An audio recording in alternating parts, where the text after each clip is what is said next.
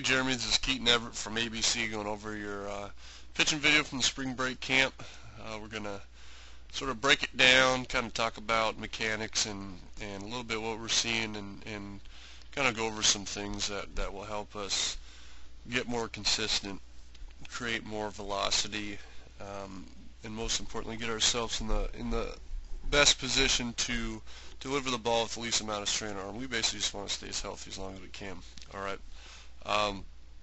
So we'll kind of go over piece by piece at different spots and just kind of talk about what we need to be doing and just kind of go from there. So we'll start off with how we're setting up over the rubber, all right, and kind of what we're doing. You know, when how we start our delivery has so much to do with how we finish, all right. So we got to make sure that we're starting ourselves in the same position every time. We're getting consistent. You know, we're getting ourselves in that right position to deliver the ball every time the same way. So we just stay more consistent. All right. So the biggest thing with this motion, I know even though you're just taking a ball and running through a side, but make sure you work on come and set. All right. You just kind of pick up the ball and roll through it. I know that's not something you normally do, but just always practice it. Just like game like, all right. One of the things we're going to look at is when we're, especially from the windup, all right, we want to limit our motion. The more motion we have in our delivery, the more inconsistencies there's going to be. So we want to make sure that we're limiting our motion. So when we take a big step to the side, as you can see, you know, if we were to draw a line from the front, you know, your body would almost be shifting 2 feet to the side. So you can see how that head leaves the box. All right, we want to take a little bit less of a step so our body isn't shifting from here to over here. All right, we just want to take a nice easy step so we can get our body turned. All right, and that's an easy fix. All right, we just want to limit the motion because now you're back here. All right, now you got to go back to where you started, and there's just too many inconsistencies to you know, time up every time. Okay, so now what you do really well is you are coming up, you're coming set, and you're nice and balanced. You're balanced over that back leg. All right, that's really good. You got a nice little bend in your hips. All right, they're closed. Your knees not opening up out here.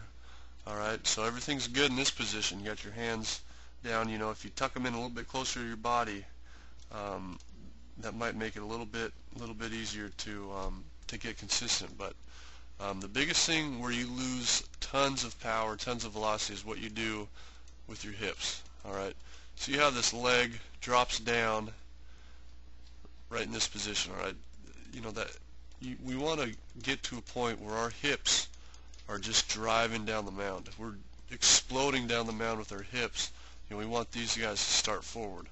All right, we want them to lead ourselves. We want them to go driving down the mound as quickly as we can, and not. Okay, if we'll go back here and we'll mark where your hips are at. Okay, so as you can see, as this leg's coming down, we have a little bit of movement in the hips. All right, they're barely leaving the box as that leg's almost fully extended. What we want to see is we want to see these hips start.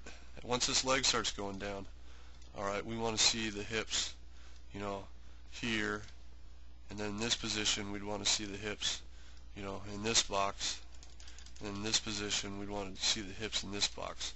All right, so you just want to get those hips, keep that leg closed, and just drive the hips, you know, if you're thinking of your back pocket of your pants, just driving them straight towards the catcher. All right, and that's going to get you quicker, that's going to get you more velocity in that lower body. You know, you're just losing a lot of that lower half. All right, and because you're doing that, you're striding right here. This stride length is probably, you know, half of your body width. You know, we want to try to get out as far as we can. We want to try to be, you know, it looks like you're a tall kid. We want to try to reach out a little bit farther to use more of those levers, to use more of that leverage, you know, and to get ourselves out farther, releasing the ball closer than we can. Okay, so just more leg involvement, quicken up your hips, keeping them closed longer. All right. One of the things that also is going to help you get out over there is if you watch, you know, this left arm really doesn't have anything to do with velocity or or really anything to do with throwing, except that it keeps us balanced. It helps our body get into position to get out farther. So what I mean by that is, as you can see, your glove, your elbow never really comes up very high. It just kind of swings out and around, curls down. Okay. Now this position is actually really good. We like to see this glove over that front leg. All right. We like to see it rotate down at the elbow.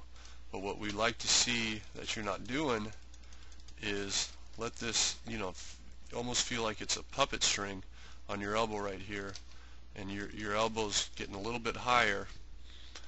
At this position, we would almost want to see your elbow, kind of mirror what that back arm's doing.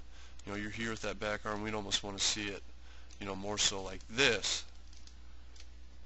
All right, and all that does is that helps keep that left shoulder closed a little bit longer, and it just gets us in a better position to deliver the ball. So, but I mean, other than that, the left arm's doing really good. So, just something to just get that up a little bit higher, and that'll help you get farther out front.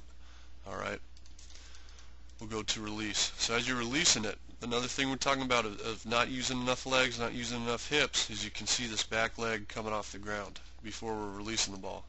All right, that's probably your release right here. Okay, what we want to see in this position, if we're getting more of our legs involved, we're having less angle in this lower body. Obviously we're striding out a little bit farther, but now that gets our upper body, releasing the ball another 6 to 8 inches closer. All right, so the more we can incorporate that lower half, the more we can get out over that front foot, the better we're going to be. We almost want to see this chest move from back here to more so over that knee, front foot before we're releasing the ball, as opposed to back here. And then as you watch your finish, you want to finish, that we have so much velocity from our back hip that we're almost finishing flat, and this leg's, kicked up back here in the back, instead of just kind of staying down and almost standing up after you throw it. So we want to really, just use more of our lower body, our lower half, to really get explosive and get out over that front foot as we're throwing. All right, but other than that, I mean, your legs are working pretty good.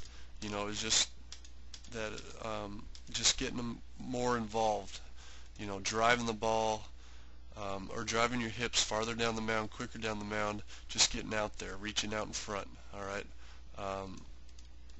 And another thing is, at this point, you can see that elbow kind of getting out in front of that head a little bit. So the more you're back in those hips, the more you're driving out over that front shoulder, or that front foot, you're going to see this shoulder back a little bit.